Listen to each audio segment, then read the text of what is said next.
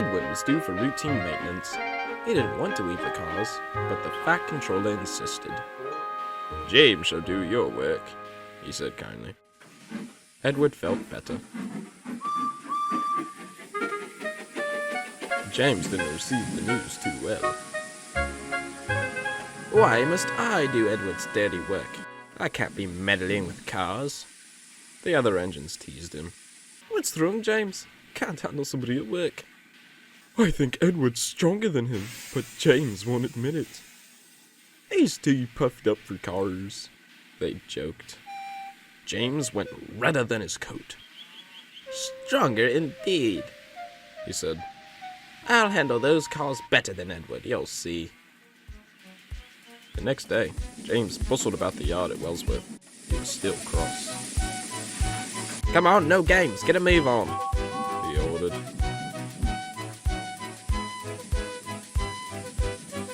The cars quickly grew tired of him. "I'd like to see Edward work this fast," James thought to himself.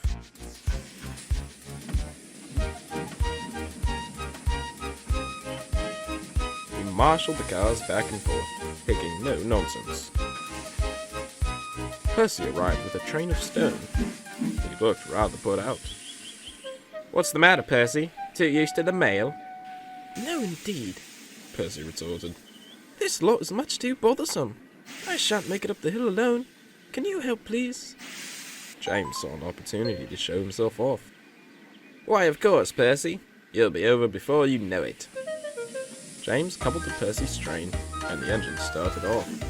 But the cars didn't want to move. "We're tired," they complained. James didn't pay them any mind. Soon they approached the hill.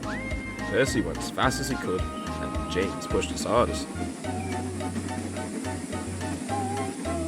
He was feeling proud. "See how easy it is, little Percy, when you've a strong, reliable banker?" Percy was running short of steam. He was too tired to answer. The cars noticed this. "Let's get back at James for pushing us," they said to each other. As the train neared the top, the cars took their chance. They snapped the coupling, and the tail end broke away from Percy. This caught James by surprise, and he started rolling backwards. "Whoa!" he whistled helplessly. Percy looked back. He was too late. James, picking up speed, tried to go against the cars, but it was no use. The cars knew what was to come. As James rounded the bend, he came off the rails and landed in a field. The cars howled with laughter. Poor James was speechless. Percy arrived at the scene. He left his train and went for help. Not too long after, he and Thomas brought the breakdown cranes.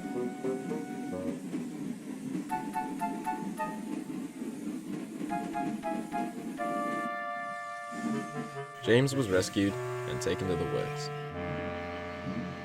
There, he met Edward. "Hello, James.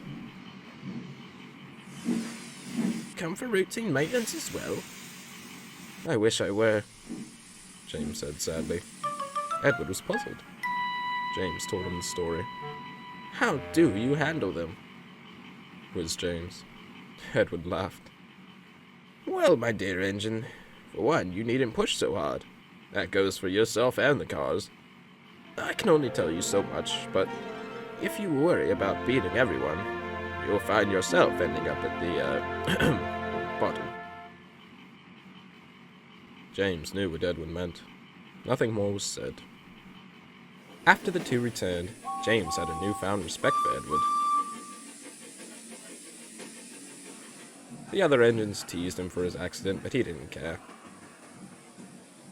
He knew to ignore them, and only thought on how he could improve.